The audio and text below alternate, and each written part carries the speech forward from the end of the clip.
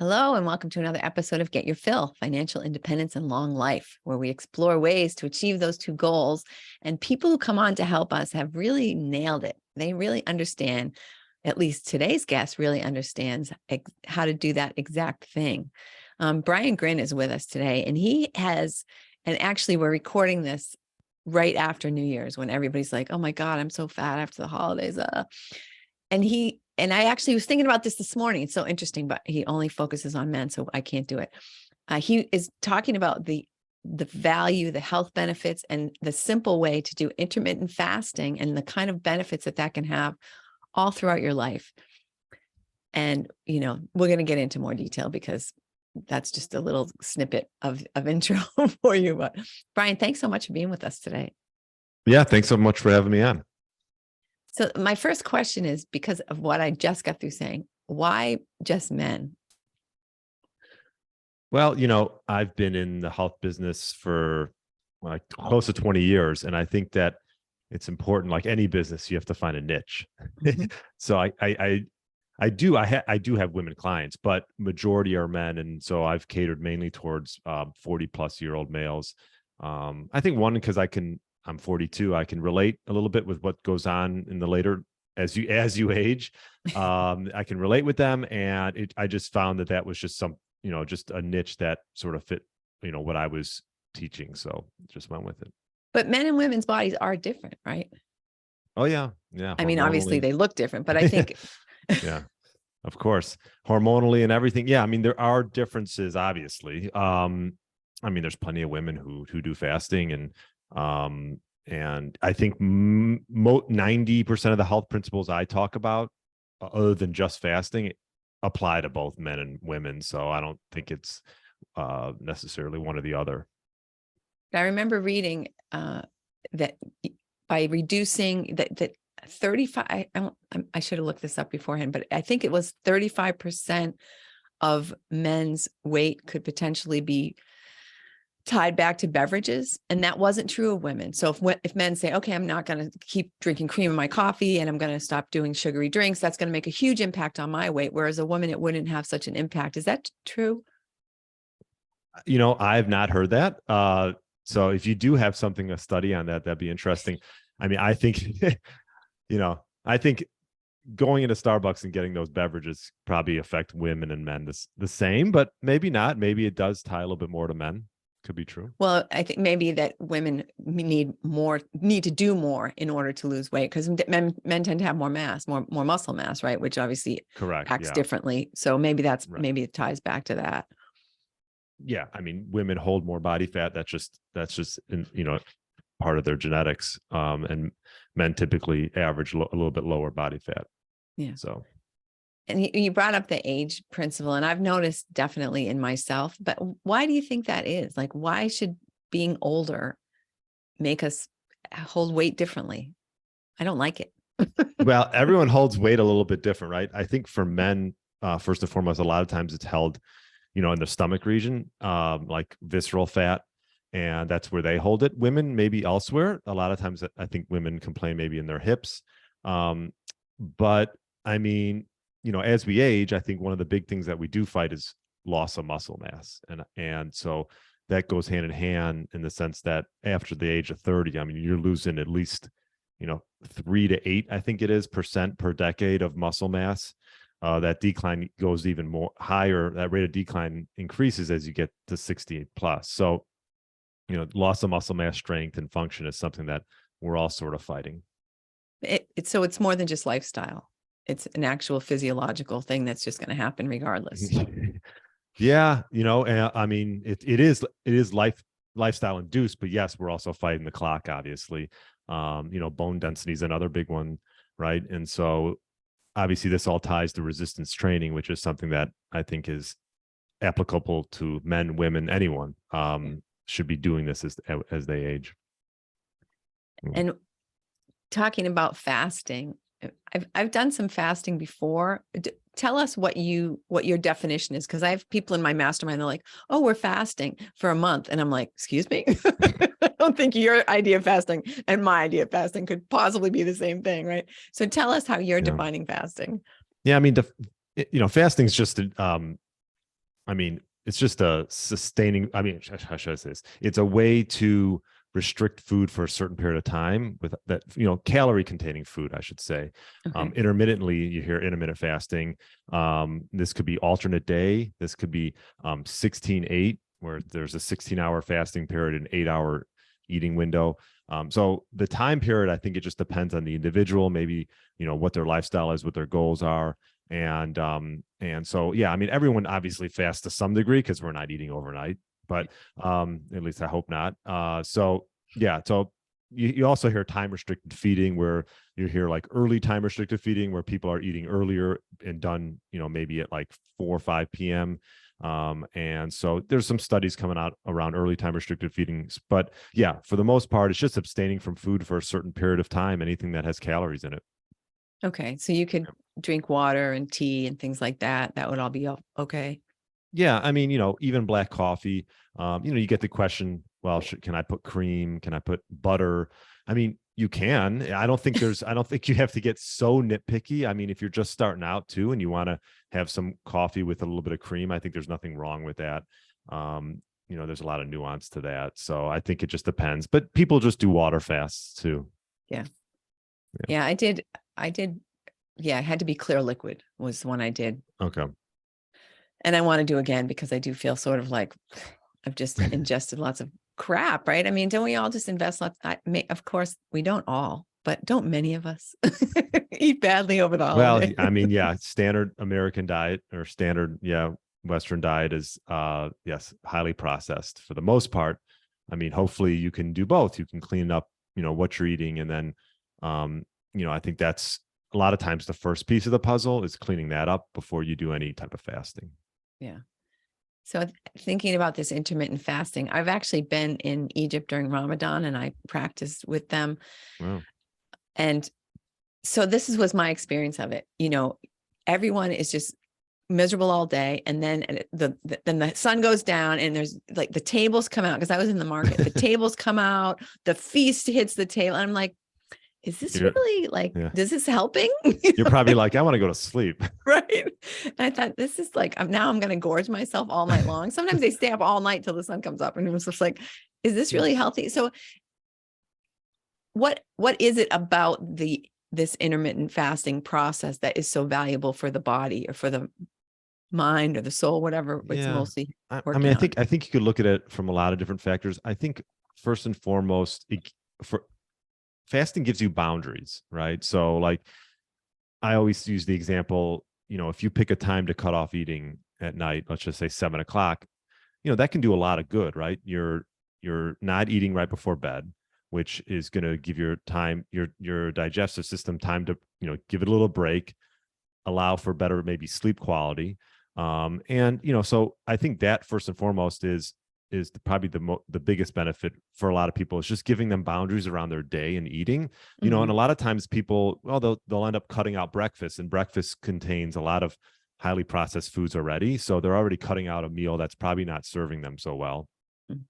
So, I mean, that's a big one. And then obviously, if you're fasting for a little bit, you get gut relief from that as well, right? I mean, you talk about just like if you're eating a lot all day and snacking and things like that, I mean, it adds up. And something called endotoxin, which is it builds up in your bacterial cell wall, absorbing, and it can create like suboptimal gut health. So endotoxin is a big one, and that drives inflammation. So gut health. I'd also, obviously, a lot of people have energy because of it, because digesting takes a lot of energy. So if you're in a fasted state, your body's able to repair a bit as well. So those are just some you of them. mentioned not eating breakfast, and I actually had read somewhere that that's bad for you because your body, this is what I understood from this, and again, it was a long time ago that I read this, but that if you don't eat when you first get up,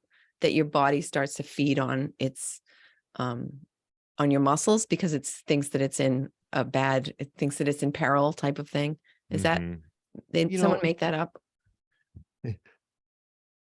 I think that, it's one of those things where, if you're skipping one meal, try to find the meal that's probably not serving you the best. So I think there's nothing wrong with getting up and eating as long as it's a meal that prioritizes protein and is not, tons of just like processed food. So, I've changed my tune a little bit on this. I think, they always say breakfast is the most important meal a day. I mean, I don't know about necessarily that, but a lot of times we wake up and cortisol rises and we could be in a bit of a stressful state, and it's not a time really to eat right away. So you want to give your body a little bit of rest. So I'm not saying you necessarily have to wait that long, but I would wait a little bit before you have that first meal. So especially maybe if you're going to do a workout midday, it might be beneficial to have a little bit of something in your system before that. So I think it just depends on that individual and like, what they've done in the past and their lifestyle. Brian, how did you get started with this kind of quest? Have you always been in the fitness and nutrition kind of arena? I mean, I used to be in corporate America. I used to be in finance and did that for 5 years. And I've always had health has always been a passion of mine. So I just started training individuals and then realizing that, building muscles one part, but also, diet, lifestyle, other things play a role as well. So I started learning about, just nutrition and just, getting certifications through that, and then just helping people with sort of everything now. Sleep, stress, meal timing, you name it. So yeah, it's something I have had a passion for. I didn't start doing it as a business right away, but then, it's about 6-7 years out of college, I did. Interesting. Yeah. And we've touched on this like a little bit, but how important is mindset in this whole experience and this whole change, right? Because you're changing your whole way of mindset's thinking about big. things. Mindset's big. I think it's something that, especially for the males that I work with, maybe not something they've ever even dove down, like creating some type of clarity and creating, and just getting crystal clear on like, why they want to improve their health. And just, they have these unconscious patterns that have developed over the years. They don't even realize they're doing them, and they're hindering their progress, obviously. And so they're realizing that they might need help, but, getting help is one thing, but then taking action is another thing. So, you got to sort of figure out really why you want to take action and really wrap your arms around that. Yeah, for sure. And so what's wrong with or is there anything wrong with the traditional dieting model that, when people think of dieting? Gosh, it's interesting. Traditional diets could mean a lot of things. If you're talking about like, I think anything that is too drastic is probably not good, right? So like you could look at like, for example, like cutting calories. If it's too drastic, it's probably not good, right? If you cut a little bit, I don't think there's anything wrong with that. I mean, most people would argue that you need to cut a little bit in order to actually create benefit. And some argue that that's why fasting is beneficial, because you'll end up consuming less. So, but I feel like as humans, there's a lot of extremes out there now. And, like, for example, on my podcast, I've had carnivores come on, and I think there's nothing necessarily wrong with just eating meat for a period of time. Some people have done it for years and they're thriving on it. And some people, they just can't thrive on that. They can't sustain it. So I think when it comes to dieting, it's what can you sustain and be consistent with, and that fits your lifestyle. Getting results is important, but it's also important that you are consistent and sustainable over a long period of time. And so, yeah, dieting has probably gotten more confusing, but it's one of those things where it just depends on sort of that individual and, what their goals are and what what they're sort of willing to do in order to get where they want to go. So. Yeah. And I'm thinking about some of the things. I mean, this is probably more of a woman thing too, like the grapefruit diet and all you do is you're just going to eat grapefruit for one meal or every day or whatever. And yeah. Right. If you think of that practically, I mean, yeah, I don't know. I could probably do that for a week and then I'd be like done with that. Some people like the keto craze. I mean, some people do that for years and years, and it's for them. And there's other people who've done it for like 5-6 months, and it's just they get sick of it. So I think I mean, I know it might sound like sort of in the middle of the road, but I do think a balanced approach can work. It's just about being consistent, and I think just the quality of the food matters. I think that's first and foremost. I mean, so. Have you heard of this idea of eating for your blood type? I know we're kind of going down a rabbit hole here, but my Yeah. friend just mentioned it to me the other day, and I thought I've Yeah, heard and of this it's before. actually not something I've studied much, so I can't really speak too much on it, but I have heard that. Is this something that your friend has done a lot? Well, she just started. But Oh, okay. it wasn't just eating. It was like, this is what kind of job you should have, because this is how you deal with stress and all this stuff. Oh, And I'm like, wow. because of your Okay. blood type. I just was really pretty in depth. And I hadn't ever, yeah, I hadn't meant to ask you about that, but it just, when you were just saying like some people can eat meat all the time and some people get sick or whatever, I thought, oh, I wonder if it's their blood type, you know?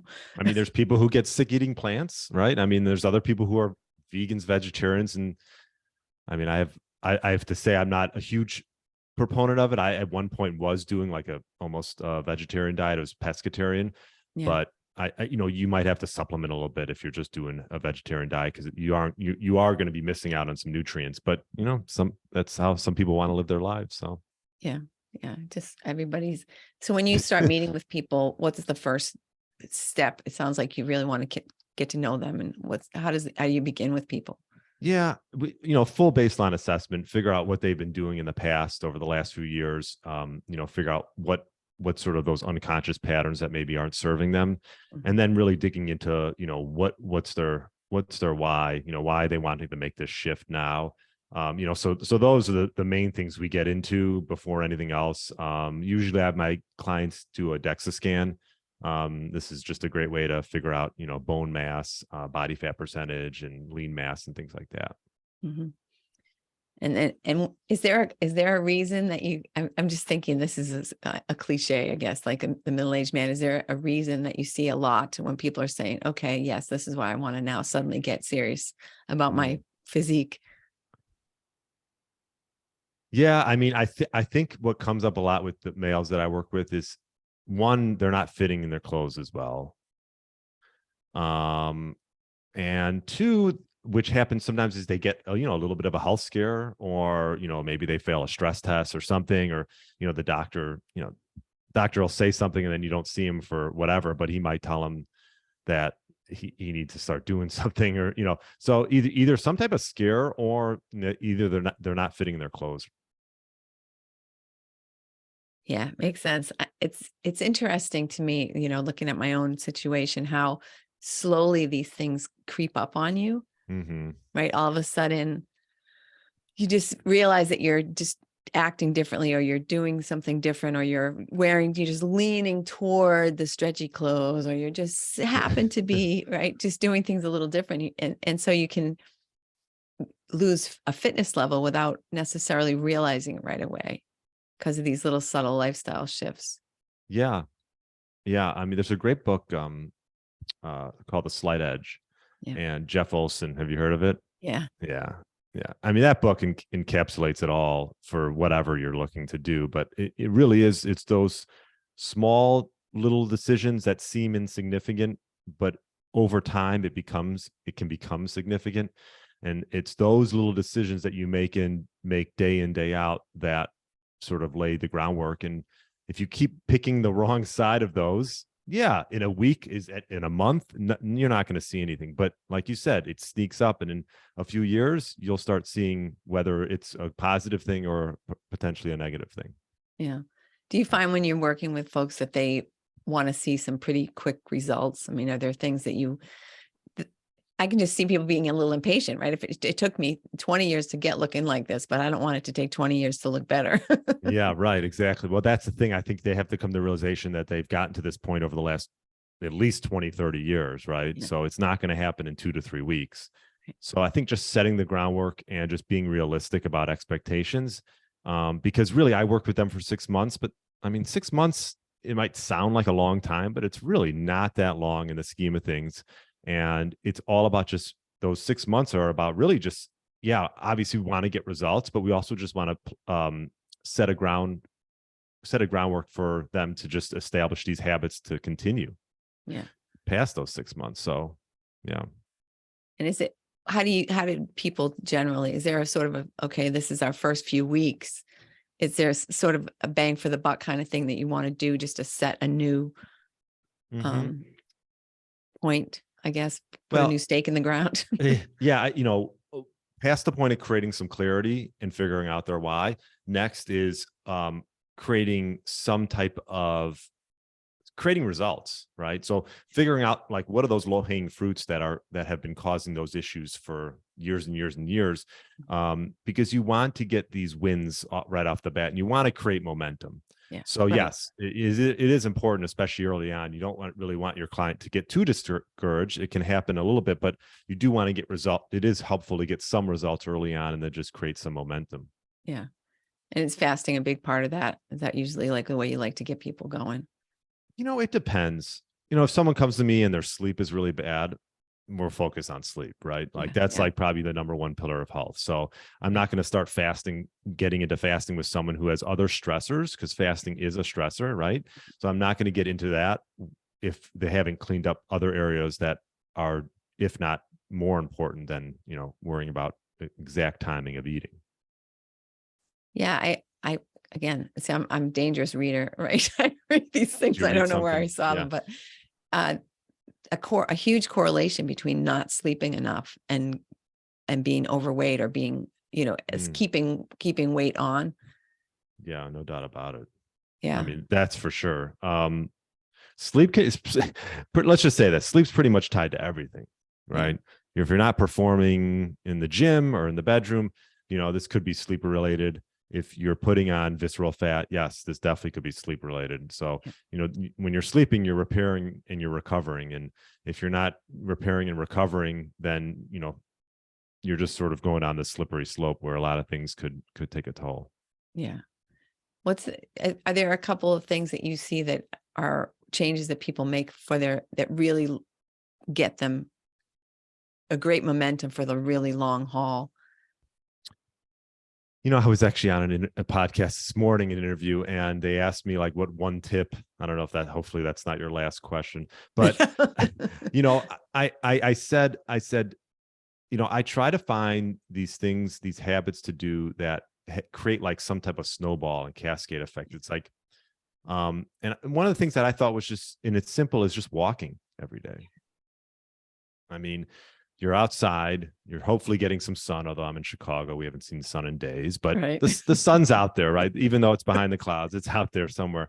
Yeah. So yeah, those are positive things that you can do day in, day out, and you don't need a fancy gym membership. You don't need equipment.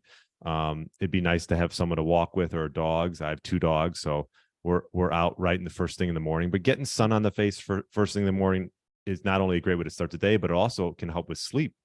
Just sort of sets your circadian rhythm early on. Yeah. And those are it's just simple things. And even walking after you eat, I try to time my walks after I eat, not all the time, but just helps with blood sugar regulation as well. So I mean, that's just one of those like small things that, it doesn't have to be a 3-mile walk. It can be a 15-minute walk and be as effective. Yeah. And you just reminded me of some friends who they've allowed themselves to get to a certain point in life, and they haven't been exercising or doing anything on a regular basis. And I know that the thought is like, okay, now I've got to go for an hour walk. Like I've got to hit it hard. I got to do this thing. I got to spend an hour in the gym, and then you spend the rest of the week recovering. Yeah. How do you help people to be Yeah. a little patient? Yeah. So that type of mentality, people who try to play catch up like that, you're fighting against it all the time. I think the better mindset is to think of just doing a little bit every day, as opposed to, it's like someone that goes to the gym once or twice a week and they just kill themselves, and then they can't recover for like 3-4 days. Yeah. They're probably doing more harm than good, honestly. I've learned, especially as I've gotten older, I've increased the volume of my workouts. Meaning, instead of doing one workout once a week, let's just say I'm doing upper body once a week. I'm doing it twice a week, but the length of my workout's actually shortening. So I'm doing shorter spurts, but I'm creating more volume through the week. And the shorter spurts allows me to recover quicker and come back even stronger, as opposed to just I used to do like longer workout sessions, and I was just, cashed for days. And now, I think, especially as we get older, even if you're younger, I think that's a good sort of blueprint to follow. Yeah. And along the similar lines, well, not really, but you talked about this earlier about this idea of letting your body rest and your gut rest and stuff like that. Mhm. But I I thought that like grazing was a good thing to sort of like have small meals throughout the day as opposed to like sitting down and having this 3-course huge dinner. Um, it's interesting that the verdict on this is, I think if you like, I would say for most people, you're better off having nice, solid meals and giving your body some break. I would say 3 to 4 hours Mhm. of rest, as opposed to grazing all day. But, I think, there are some people who love to do that. And I think as long as the grazer is not like just like gorging and eating like 2,000 more calories than the person that's eating those meals. Yeah. I mean, calories do matter. I'm not totally anti that. So I think if you do enjoy grazing and you're eating the same amount as someone eating 3 big meals and that works for you, I mean, and especially if you're grazing on something decent, Yeah. I'm not going to say that's, but I think for just like general health, I would recommend having sit down and having meals as opposed to just running around and grazing all day. And just being present for your meals. I think that's important. Yeah, right. That you're paying attention to the fact that you are eating and you're not just like, Like just, whatever, gnawing on something while you're doing something yeah. else. And it's also harder to track. I'm not saying you have to track every day, but I think early on, if you're someone that's wanting to maybe lose some weight, I think it's important to track a little bit, your eating habits the first couple of weeks. Yeah. And Yeah, that's yeah, I yeah. one of my friends is a fitness coach and he has something called food amnesia.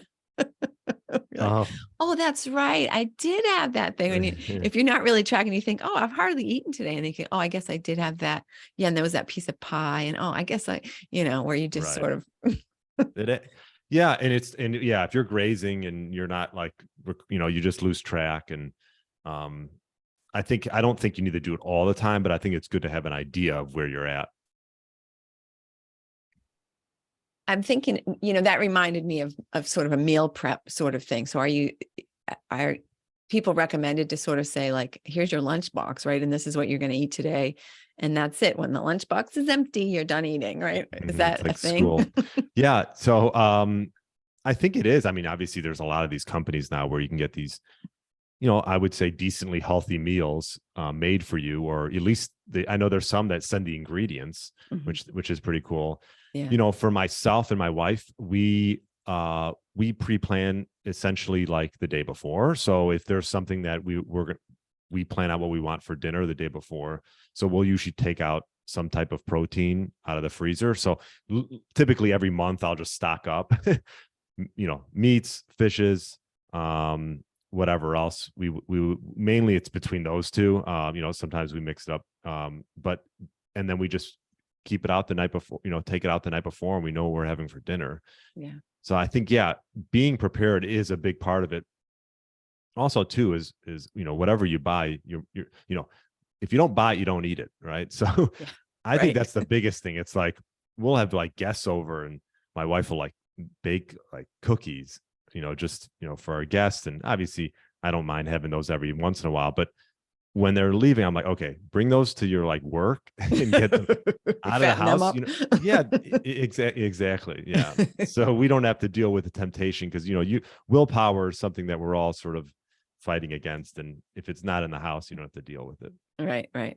And you're right. Because talking about sleep again, if you're tired, your willpower just goes. So you say, well, one cookie before bed is not going to kill me, whatever. Right. And it leads to more and more. And yeah, that just creates bad habits. Yeah, definitely. But how about eating out? Because again, thinking about the time Mhm. restriction, right? If people just don't have a lot of time, that's the easy thing to do. Yeah. Eating out is like, I mean, I get it. We'll go on like a vacation and we were in Arizona and like the last day, I'm like, okay, we're done eating out. Like this is for the next like 3 years, because we're so used to cooking for ourselves and what's going in your food. Right. And I do really think that is like, if I'm going to put like one of the, obviously one of the bigger health principles out there is cooking for yourself. I mean, if you could cook for yourself 80% of the time, and if you're going out 20%, that's fine. But if you're going out 80% and you're just cooking for yourself 20%, I think you're going to see it. That is just a recipe for disaster. I personally think. I think you'll take, your health will take a toll, because even if you're going out and you think you're eating something healthy, doesn't matter what the restaurant is, they're cooking in these, seed oils and putting in things that you don't realize are in there. And after a while, that can really take a toll. Well, and more butter and more salt, I think, than you would ever use in your own food.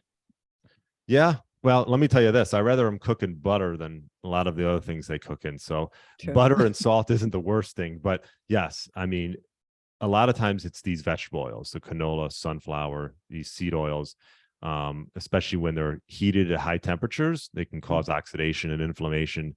And that's all they're cooking in. Like, I don't care what restaurant you go to, unless you ask for something different. A lot of times, if we do go somewhere and I'm getting like an omelet, I'll just ask for them to cook it in butter as opposed to these seed oils. And so you can ask, but yeah, it's very prevalent. Interesting. Yeah. Is there one like food group that you would say, if you could just never again eat bread or pasta or, or even carbs in general, or is there like a food group that's kind of a bad enemy of your body? Well, so I'll say this is, I'm not anti-carb. You can eat, there's people who eat high carb meal all the time, and they can just keep their weight, look good. So I think I've changed my view a little bit. I would say that, so high carb, low carb, whatever you want to do on that standpoint, whatever works for you, but like eliminating grains is big. Processed grains, chips, crackers, cookies, breakfast cereals, breads, pastas, the refined seed oils is another one that I already mentioned. Yeah. And just a lot of those artificial sweeteners. I know some people say they don't, they're fine, but like, I think they add up after time. So I would say those are the big ones. And, those hidden preservatives and additives that are in foods. Eliminate those. Yeah. And so this is a total detour, but you're also, in addition to coaching and helping people yourself, you are also licensing others to do that, right? Well, I have a coach course, I should say a fasting coach course that I put together from a lot of the material that I've learned through the years. And, it's not like, it's just a way for an individual who maybe is a health coach to just learn more about fasting and things like that. So yeah, that's I actually have my most recent project is a book that's coming out, and that's going to be out in a month, and that's going to go through sort of my 6-month program and how that can relate to individuals and how they can implement it into their lives. So okay, great. Yeah. Is there anything else that you want us to know? Is there a question that you wish I would have asked you that is just like, when is she going to get to the real meat of the thing and the thing I really want to talk about? Yeah, I was hoping you were going to talk about golf, but that's okay. No, I mean, I think we hit a lot of good points. I try to just keep things simple and basic right off the bat, and there's nothing. I mean, we could talk for hours, but I think we've hit a lot of good sort of applicable tips that people can just apply right away. But I'm glad you brought up golf, because I think that for everyone's life, there's something that they're doing that if they just did it a little bit differently, that it could have a huge impact, right? I mean, what if you just, leave the golf cart at home and you start walking? Oh, sure. I mean, that, right? You're still golfing, you're still having a great time. No one's telling you to give up golf, but just give up, the golf cart, just give up the caddy, just do this yourself. And I mean, like, there must be other things like that people could just, like, a little tiny change that just, like, boom, is just going to have huge dividends. I agree. Yeah. I mean, I love to walk when I golf. I don't always do it, just time constraints, but like, yeah, I mean, those things can go a long way. And like I said before, I think if you just make it a habit to get up and walk in the morning, I think that in itself can just have a great cascade of benefits. So yeah, definitely. Excellent. All right, great. Well, Brian, thank you so much for being with us today. I really appreciated talking with you. And I feel like you've kind of given me a little, come on, Chris, get going. Cause I said last year after the holidays, just fast for a few days. And Mhm. then I said, well, but then I have to travel. So I'll just wait till after I get back from traveling. And this is going on. So Mhm. just Mhm. put the thing in the line in the sand and do it. So I feel like Right. doughy. Okay. Well, it's like, there's never a perfect time to start. So you might as well start, right? Right. You'll Exactly. never find a perfect time. So But today is the perfect time, right? there we go. Awesome. All right. Super. And thank you, listeners, for listening. I bet you know somebody in your life who could benefit from listening to Brian and just thinking about their health and their body a little bit differently. When you hear somebody say, oh, I think my pants are shrinking, Mhm. just share this podcast with them because maybe there's another solution and maybe Brian can help them out. Brian, what's the best way for people to reach out to you if they want to take action today, which is what they should be doing? Yeah, I would just jump on my website and you can set up a 10-minute call and we can just chat and see if you're fit or see where you're at in your life and if you need help. And then we can go from there. But yeah, briangryn.com and just set up a chat with me and let's get moving.